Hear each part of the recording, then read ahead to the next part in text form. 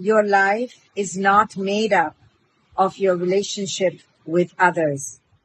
Repeat after me. My life is not made up by my relationship with others. It is made up by only one thing, my relationship with myself.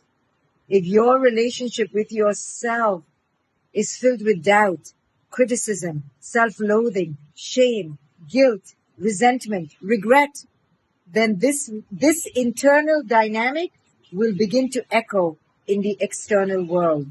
The only relationship you need to focus on, I promise you this, is your relationship with yourself. When that is in alignment, clarity, focus, and empowerment, every other relationship in your life begins to blossom, change, and flourish, especially those with your children and your partners.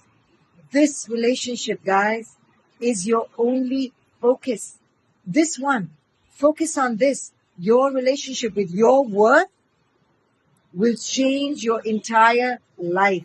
The more worthy you feel, the more you don't settle, you don't compromise. You ask for what you need and you shall receive it.